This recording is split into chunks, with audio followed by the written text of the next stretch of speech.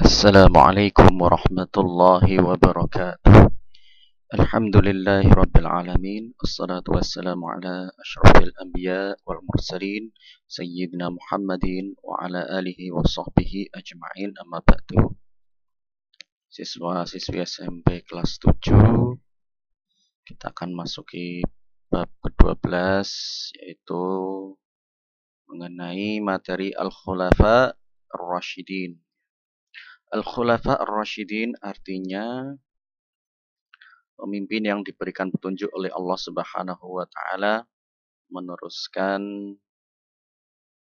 kepemimpinan Rasulullah sallallahu alaihi wasallam, bukan meneruskan sebagai nabinya tapi sebagai pemimpin umat. Al-Khulafa Ar-Rasyidin berjumlah 4 orang semuanya, yaitu setelah sepeninggal Rasulullah dilanjutkan oleh Abu Bakar As-Siddiq radhiyallahu anhu. Ketika Abu Bakar radhiyallahu anhu meninggal, dilanjutkan Sayyidina Umar ibnu Khattab. Ketika Umar ibnu Khattab meninggal dunia, dilanjutkan Utsman ibnu Affan. Utsman ibnu Affan meninggal dunia, dilanjutkan Khalifah Ali ibnu Abi Thalib radhiyallahu anhum ajma'in. Dalam sejarah peradaban manusia,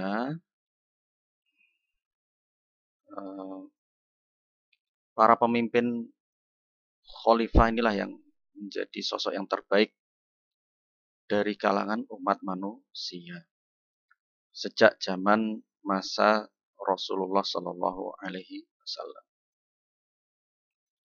Pemimpin dunia manapun itu tidak bisa dibandingkan dengan para Khulafa Ar-Rasyidin ini. Kalau Anda belajar sejarah, itu prestasi para Khulafa Ar-Rasyidin ini sangat gemilang dibandingkan dengan para pemimpin dunia yang lain.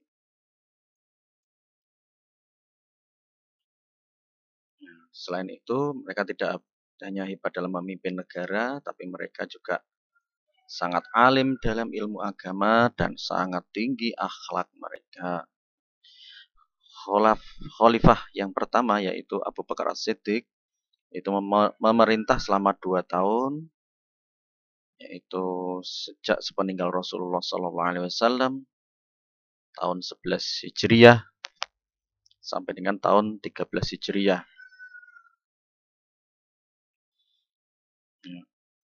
Abu Bakar As-Siddiq ini adalah ayah dari istri Rasulullah SAW, yaitu Sayyidatina Aisyah radhiyallahu anha.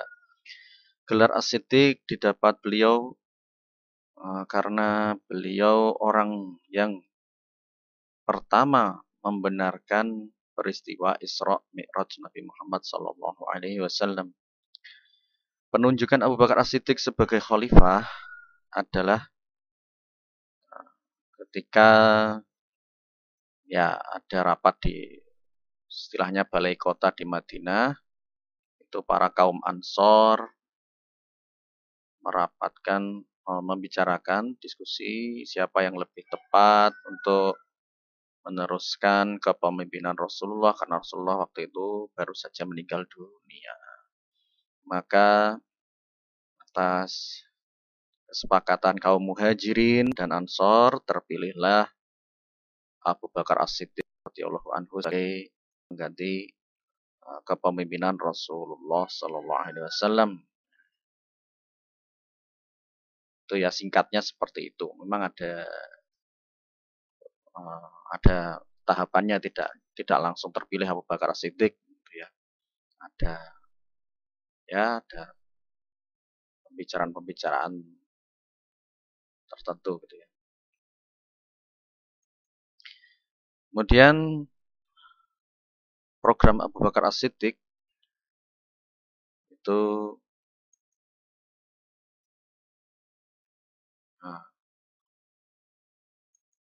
adalah ini dulu, kenapa yang dipilih adalah Abu Bakar As-Siddiq, karena beliau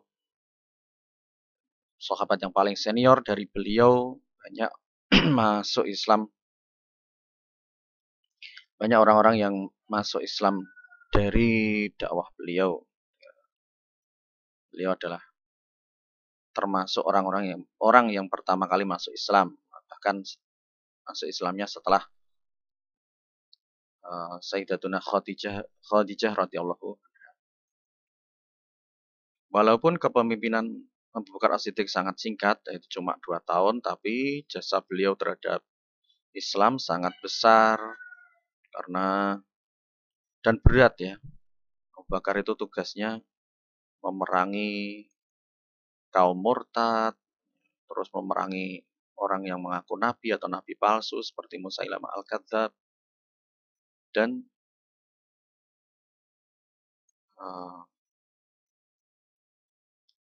pasukan Musailamah Al-Kadzab itu juga sangat besar, ada puluhan ribu orang. Ada yang mengatakan 30.000 orang, ada yang mengatakan 50.000 orang, sangat banyak sekali. Kemudian ya, Abu Bakar As-Siddiq memulai ekspansi ke Syam dan juga ke Irak. Namun sebelum berhasil menaklukkan Syam dan Irak, Abu Bakar radhiyallahu anhu meninggal dunia. Kemudian Sayyidina Umar bin Khattab atas wasiat dari Abu Bakar As-Siddiq meneruskan kepemimpinan Abu Bakar As-Siddiq radhiyallahu anhu. Pada kepemimpinan Umar bin Khattab ini sekitar 12 tahun ya. Kalau tadi Abu Bakar cuma 2 tahun, Umar bin Khattab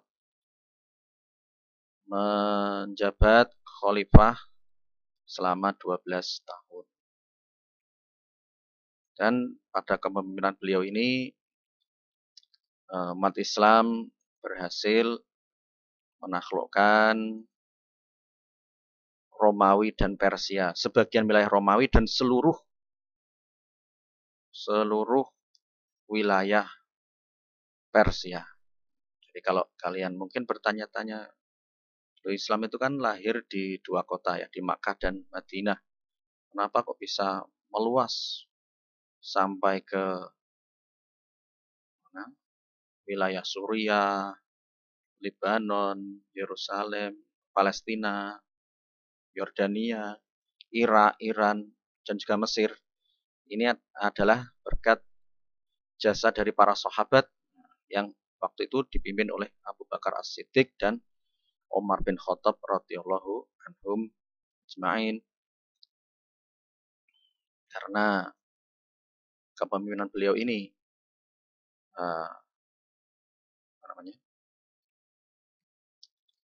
berhasil menaklukkan wilayah yang tadinya dikuasai oleh Kekaisaran Persia dan Kekaisaran Romawi. Akhirnya para penduduk yang ada di wilayah Syam atau Suriah dan juga Irak dan Iran itu berbondong-bondong masuk Islam. Begitu untuk bab ke-12 ini, pertemuan yang pertama. Mudah-mudahan ada manfaatnya. Kalau ada salah dan kurangnya mohon maaf. Akhirul kalam wabillahi taufik wal hidayah. Assalamualaikum warahmatullahi wabarakatuh.